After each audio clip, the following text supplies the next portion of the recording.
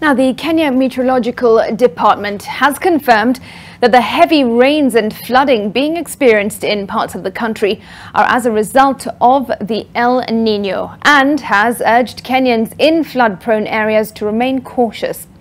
In an interview with Nation Media Group's sustainability editor, the Kenya Met warned that the next few weeks are likely to bring more flooding and heavier rain, as November usually is the peak month in the October to December short rains season.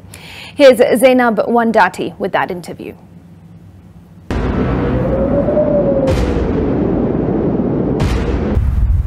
The October, November to December short rain season is currently underway. Now, this season is also known as the OND season, O from October, N from November, and D from December. Now, what is unique about this season this year is that the Kenya Met Department had predicted an El Nino. But then, the president told Kenyans that there would be no El Nino. And so Kenyans are confused. Are the heavy rains you're experiencing an El Nino or not? To answer this question, we are at the Kenya Met Department, and we want to know, is this an El Nino or not? Dr. Gikungu, thank you very much for making time to speak to us today. Thank you. So I'd just like to get right into it. Are we in the El Nino season? I'm on record as having issued a forecast where we were talking about the characteristic of the short rains this season. And the confusion that exists right now comes out of this long association of El Nino with rains. And I would like to explain something here, that this season is something that happens every year. Every year we have long rains and we have short rains.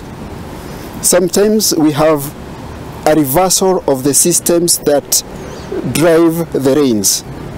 And when there is that reversal, sometimes we have a serious reduction, like what we have suffered for 5 consecutive seasons. When the rains failed. Yes, when the rains failed.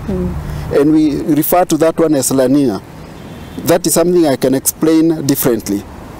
And sometimes we have also another reversal that brings in excessive rains. The term El Nino is not equal to rains. It doesn't always mean rain. It doesn't always mean rains.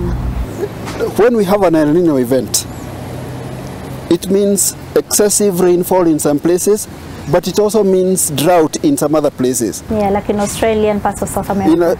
In Australia, they are facing serious drought. In other places, La Nina, which brings about droughts, sometimes very serious. It causes heavy rainfall in some other places. For this part of East Africa, when we have an El Nino event, it is associated with excess rainfall, and it is not always that way. We have other drivers which we monitor as signals, and that is the information that we give. Yeah. So are we in an El Nino season?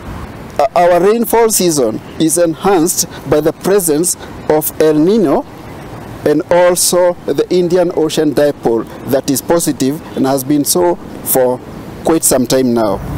This morning I have looked at the features and they are still positive. So the answer is yes.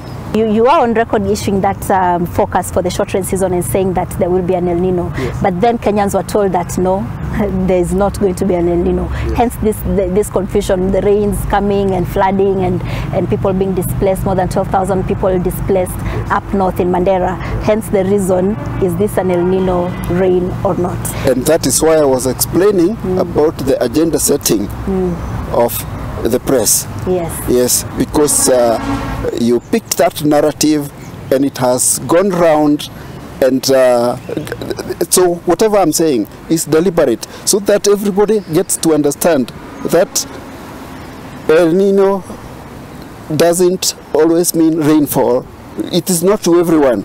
There are some people who are facing other things. Has it ever brought us anything in East Africa? Every time we've had an El Nino, it's always been rain. Has it ever brought anything else, like a drought maybe? Not in East Africa, because that is not, the systems are different here. The systems that determine whether we will have rainfall that is normal. And when I say normal, I'm talking about what we have observed over the years and made an average out of that. We call it climatology. So there is a figure based on 30-year consecutive records. That is what we call normal or average. When we compare that one with what is observed, we are able to tell whether it is higher or lower. So now that we've established that indeed this is an El Nino, do we expect the rains to get worse than they already are? What I can tell you is that the rainfall season continues. Excess rainfall continues this week, even next week, until the season is over. There will be breaks where we have maybe reduction in certain places, but what we are receiving is widespread rainfall that will continue. And what comes with that is sometimes distraction, because even when it is less, there is still moisture in the ground. You know, that continues to increase. It is cumulative. And so some parts of the ground give way with time. Yeah, because the mudslides and landslides. Yes. Okay. Yeah, so that is expected. So are there parts of this country that maybe you might say are due to the microclimates of those microclimatic conditions of those specific areas that make these areas more susceptible to El Nino induced flooding than others? Because right now the flooding we're hearing about is up north and parts of the coast. There are places, and it also depends now on the relief of the land. Topographically, there are places that are fairly flat, like northeastern Kenya, going from Garissa going northwards. The rainfall tends to result in flooding and therefore displacement of people and loss of livestock. That is something that has been seen to happen. Sometimes there will be increased levels of water over the coastline, and that will also lead to displacement of the part of the population that is found there. So those are the things that you would talk about. Of course, mudslides as a result of increased rainfall and a lot of moisture on the ground. That's also associated with that. And we are talking about mudslides. Sometimes, I don't know whether you have seen some of those pictures where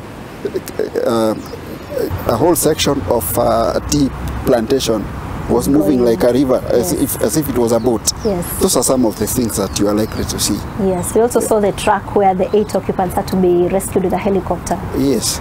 Do you think that as the Met Department and as the forecasters, you adequately prepared Kenya and efficiently warned the country about the El Nino?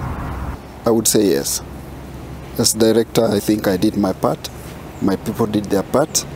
We have issued forecasts. We have given this information.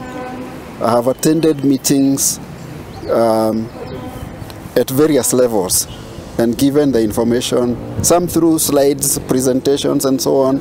We have documents that I have signed myself. We have given the information in English and Kiswahili. And going outside Nairobi, county-wide, we have officers that we call county directors of meteorology. They downscale the forecasts so that they are able to provide information to users in their locations. Some even do it in the local languages. It's been done.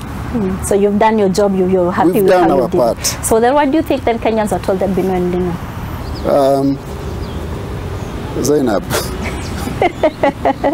Okay. Whether they were told there is no El Nino or not, the statement you are referring to did not deny that there will be heavy rainfall. Yeah? Because whether we have El Nino or not, rainfall is what we are reacting to, isn't it? Yeah. Have you seen, you said there's usually no two El Nino events are the same, Yes. and 1997 still remains one of the strongest we've ever seen. Yes. How would you describe 2023? There are things that we do best when they are past. For now, I can only tell you that we are in the season and it is continuing. When we are looking back, comparing data, then I'll be able to give you authentic information because it will be based on something. Before 1997, the highest one was observed in 1983. It had done quite a bit of a devastation. When you are making forecasts to make a decision on what to disseminate, you will need to look at what has happened in the past. Although I have said no two events are the same, you will still need to look at the similarities. What compared best with this, so that it helps you to explain the features that you are observing. Do you expect this El Nino, and is your focus showing that it's going to evolve, or is it going to remain constant? Constant means what? As the months go on, because you'd said that the El Nino will continue until maybe January, towards the end of It January. will last the season. The entire season. The season is normally October to December. There is a likelihood that it may extend to January 2024. And what is received in various parts of the country may vary. And the cessation of the season is normally not abrupt. It is gradual. It starts from the west going towards the coast. That is what we are likely to see even in this particular short rain season. Is the forecast able to tell us which of the OND months is likely to give us the heaviest rain? Yeah, November is the peak. November, the month we are in, is the peak. Okay. Yeah, what is the date today? 6th. Today is only... So we are still... It's still too early into the month. Yeah, we are beginning the month. So there's more coming. Brace yourselves. Yeah. Okay, so as we wind up, what would you like Kenyans to remember from you today? From me? Yes. And the Kenya Mets, now that you're speaking on behalf of Kenya Mets. Take the information that comes from the Met Department seriously. If you have something that you don't think is very clear, ask us. Let us explain. Reliance on social media, okay, it has its place, but what you can get from us, get it from us, because we are available. And yeah, and maybe to add, now that the information is out and we are confirming that it is out and that the rainfall season is continuing, stay out of harm's way. Yeah. Great, thank you. All right, do